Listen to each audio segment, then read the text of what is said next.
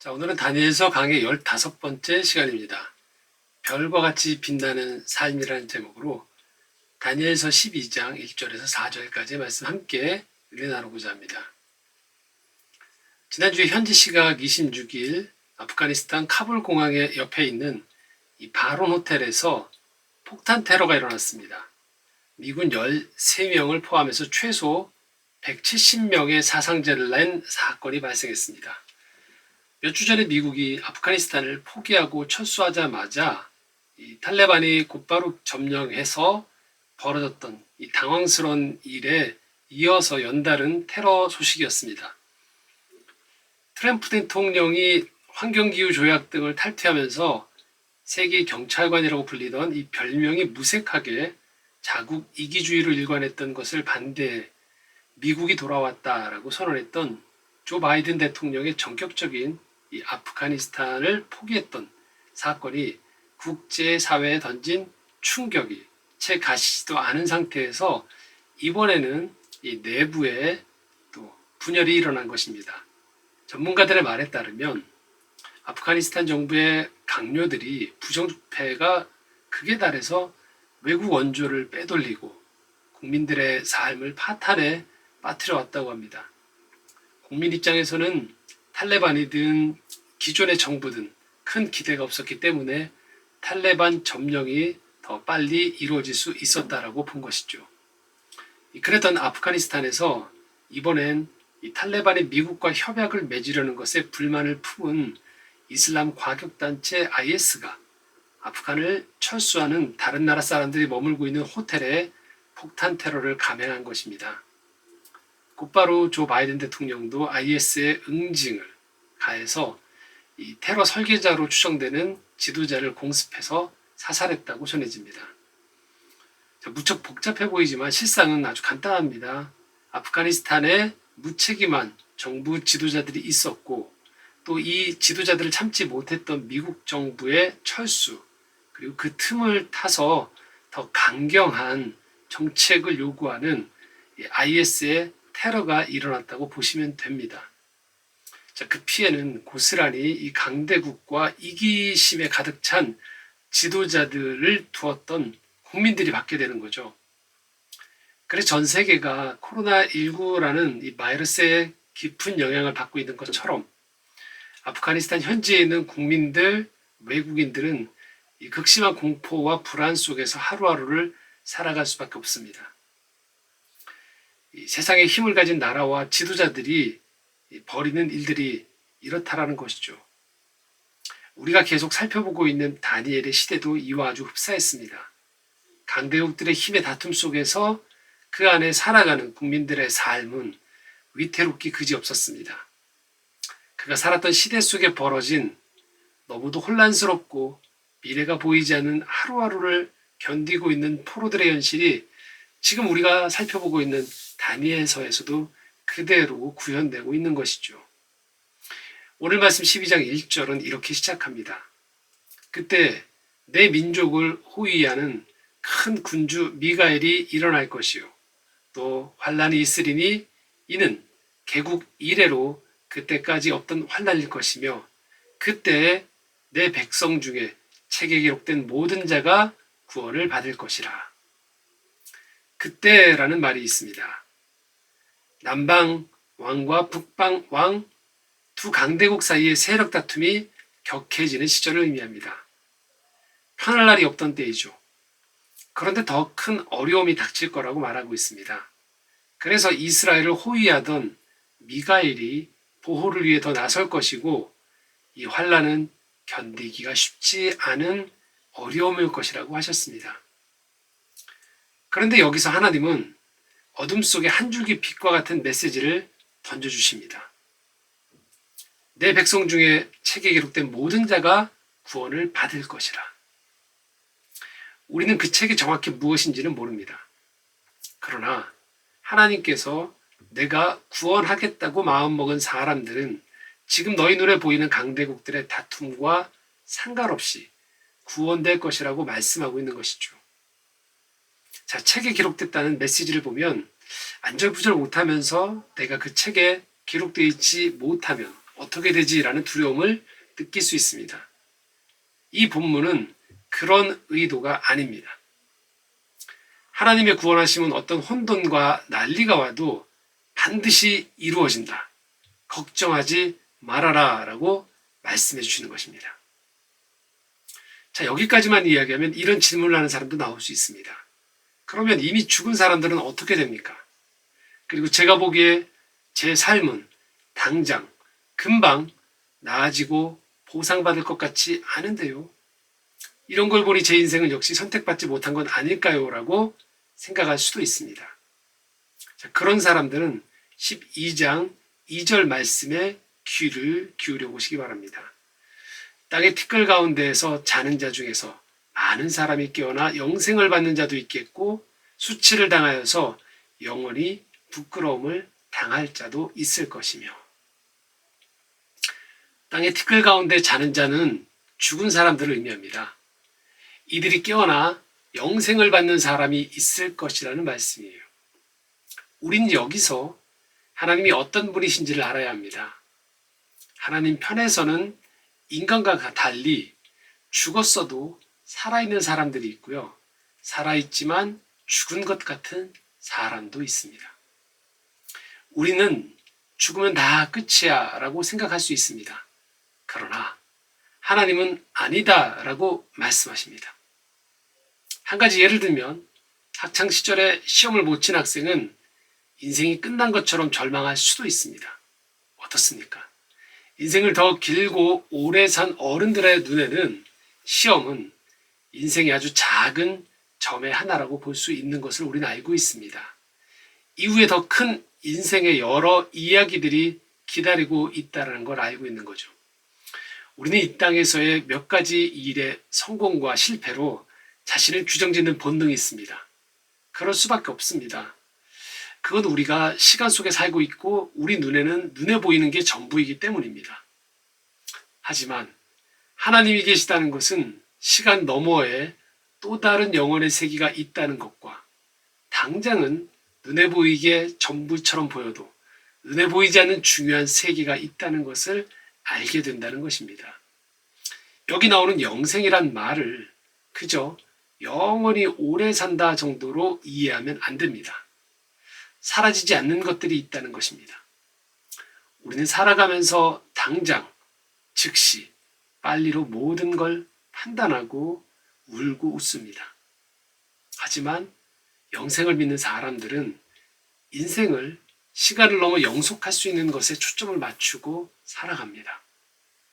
이 영생의 삶을 외면하고 악과 무지로 일관되게 살았던 사람들에게 하나님은 지금 이렇게 말씀하고 계신 거예요. 수치를 당하여서 영원히 부끄러움을 당할 자도 있을 것이다. 그렇습니다. 자신이 가진 한 줌의 모래알 같은 권력으로 다른 사람들의 눈에 피눈물을 흘리게 하는 사람들, 참 하나님을 예배하며 이 땅을 하나님 나라로 만들려는 사람들을 방해하고 거짓에 홀리게 만드는 사람들, 그리고 그것으로 이득을 취하는 사람들, 자신에게 주어진 단 한 번뿐인 인생을 마치 태어나지 않아도 될 사람처럼 낭비하고 허비하고 창조주를 모독한 사람들의 삶은 반드시 하나님께서 책임을 묻는 날이 올 것이라는 것입니다. 이 말씀은 이미 역사 속에서 한번 실제로 일어났었지요. 예수 그리스도의 부활 사건이었습니다. 고린도서 15장 20절은 우리에게 이렇게 전해줍니다. 그러나 이제 그리스도께서 죽은 자들 가운데에서 다시 살아나사 잠자는 자들의 첫 열매가 되셨도다. 25절 26절 이렇게 말합니다. 그가 모든 원수를 그 발 아래에 둘 때까지 반드시 왕노릇 하시리니 맨 나중에 멸망받을 원수는 사망이니라.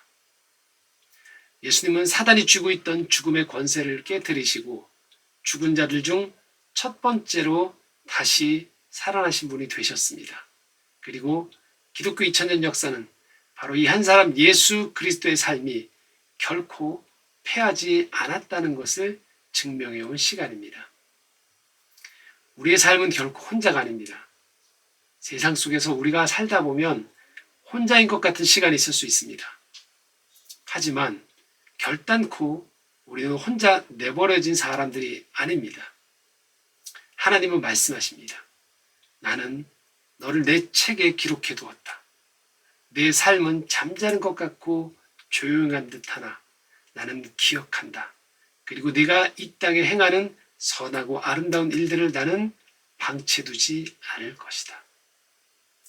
그런 삶을 향해 하나님께서 지금 약속해 주십니다. 3절입니다.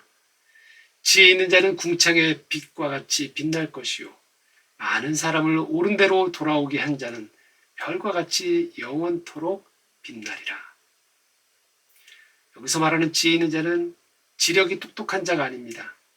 하나님이 세우신 가치에 따라 합당하게 살아가는 사람들이죠.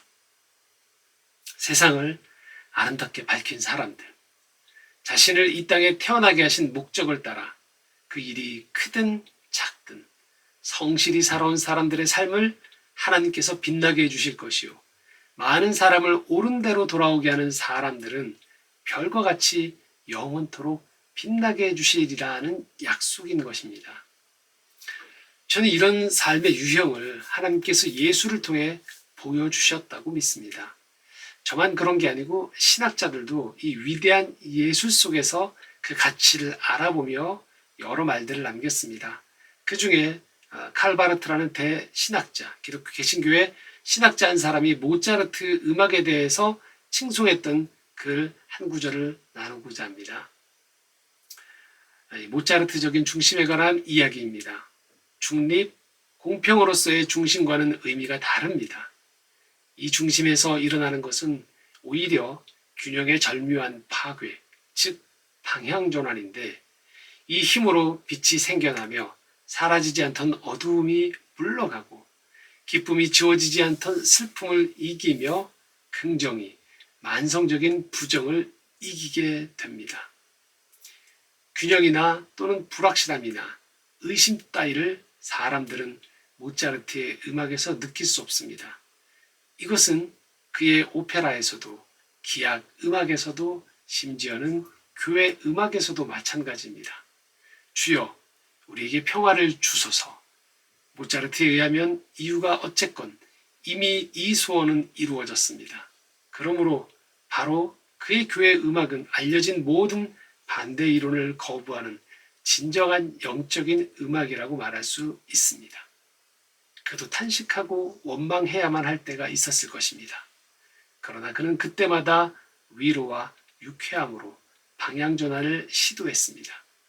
이런 것을 모차르트가 누렸던 자유의 신비라고 할 수 있습니다. 자, 이처럼 모차르트의 음악에 있는 특유의 다른 음악에서 찾아볼 수 없는 밝음, 화사함을 이 칼바르트란 신학자는 하나님으로부터 비롯된 빛과 자유로 파악했던 것입니다. 자, 또 한 사람을 소개하고 싶은데요. 여러분 잘 아시는 빈센트 반 고흐입니다. 그가 졸업작가로는 10년을 채 활동하지 않았는데도 870점의 유화, 12점의 드로잉 등을 그렸었습니다. 그리고 그의 작품은 지금 많은 전 세계 사람들에게 영감을 주고 있지요.